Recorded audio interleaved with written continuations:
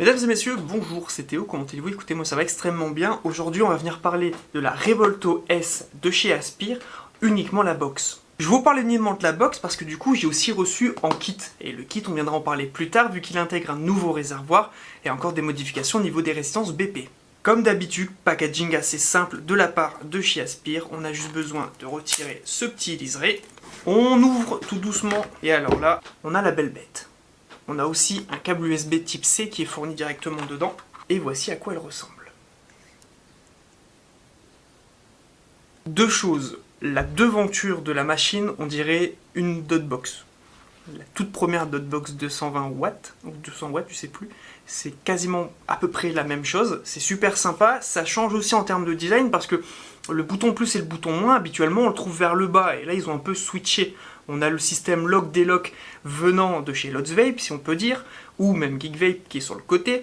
Mais alors le bouton plus et le bouton moins tout en haut, je pense que c'est l'une première. Au niveau des portes, on a un système un peu de relief. Alors, à contrario de la M200 venant de chez Lots Vape, on aura vraiment un système imprimé. Là, on sent vraiment un relief, que ça soit sur la première porte comme sur la deuxième porte. Petite trappe pour les accus, on a juste à ouvrir une partie qui est fermée, et l'autre côté, le système double accu. Ce qui est plutôt intéressant sur celle-ci, c'est que en termes de tarification, ça va, on n'est pas trop cher, et si vous voulez vous faire un nouveau plaisir, bah, en format kit, elle coûte pas plus cher que ça. De mémoire, on est une vingtaine d'euros au-dessus, donc ça va. Faut compter 44,90 € sur le site de la Vape Maline pour vous l'obtenir. Un système plus, un système moins, on a juste besoin de mettre nos accus directement dedans. Chose que j'ai bien appréciée sur cette petite machine, c'est la lanière. Ça vous paraît bête, mais cette lanière, moi qui n'ai pas d'ongles, elle est beaucoup plus épaisse que les autres, et vu que c'est du tissu, ça va s'effriter avec le temps, et du coup, bah, notre trappe, une fois sur deux, elle va s'arracher. Mais là, je vous dis qu'elle est un peu plus épaisse. On remet notre petite trappe, ce qui serait fort appréciable, c'est des portes customisables, entre guillemets. Au lieu de racheter, toujours 46 machines différentes, pourquoi pas racheter uniquement les portes. Pour l'instant, au niveau des grossistes, j'ai pas pu le voir. Au niveau packaging, on n'a vraiment pas plus d'informations. Système en double accu comme je vous en ai parlé, un système de portes customisables, et ça ils le disent déjà d'avance, donc connaissant Aspire, automatiquement on aura des portes qui seront vendues par la suite. Par contre, on n'a aucune information sur le chipset. Alors ça paraît anodin, mais je sais qu'il y a des personnes qui sont friands des nouvelles technologies. Là on ne le voit pas, et par contre on a une information concernant la puissance qui est du coup de 220 watts. Alors je vous ai dit une belle bêtise, pour allumer comme pour éteindre, je vous avais dit 5 clics pour allumer, 5 clics pour éteindre. On viendra le voir juste après si ça fonctionne, mais en attendant on a juste à toucher et à pousser, et en fait la machine s'allume directement. Si par exemple 1, 2, 3, 4, 5, je fais ça, rien ne se passe. Par contre, si je repousse, la machine s'éteint. Ce qui est d'un côté, pas plus mal, parce que si vous avez peur de la mettre dans votre poche ou autre, et Dieu sait que ça m'est arrivé au moins 100 fois dans ma vie, c'est que ça va s'allumer automatiquement. Donc là, on a juste besoin, nous, de la rallumer. Vous connaissez mes habitudes sur cette chaîne YouTube, le réservoir est tout le temps vide. Interface assez classique, on va voir notre autonomie de batterie. Alors là, ce qui est rigolo, c'est que généralement, on voit les deux batteries en simultané. Là, il fait la liaison des deux, et du coup, il estime que je suis à 80% directement là-dessus. Le compteur de puff, nous le verrons.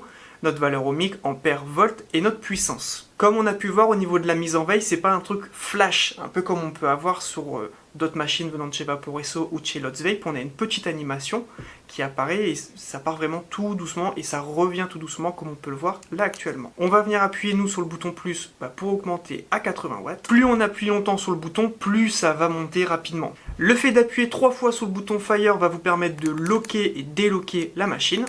Le fait d'appuyer sur le Fire et en même temps sur le bouton moins va vous permettre de baisser ou d'augmenter la luminosité. Le fait d'appuyer sur le bouton Fire et sur le bouton positif, ça va vous permettre de rentrer dans les différents menus. Donc là on voit que ça clignote, je vais le refaire. Hop. Et on aura les menus classiques. Alors le problème, et ça vient pas de chez Aspire, ça vient de tous les systèmes avec des portes comme ça. Ça bouge. On sent les aimants. Mais ça, encore une fois, tout le monde a essayé de le faire et personne n'a réellement résolu ce problème-là. Mais en soi, c'est moins dérangeant qu'avant, parce qu'il fut une époque, vos portes, elles bougeaient vraiment beaucoup. Et là, on voit que, ça a été entre guillemets patch, mais ça va. Il faudra s'habituer à ce système de boutons pour allumer, éteindre la machine. Moi et je pense comme tout le monde, on a l'habitude du 5 clics pour allumer, 5 clics pour éteindre. Là, ça va nous changer. Si je prends en exemple la Téléma première du nom, on est quasiment à peu près sur le même gabarit. La Telema est un tout petit peu plus grande, mais pas grand chose. Par contre, en termes de poids, je suis vachement étonné.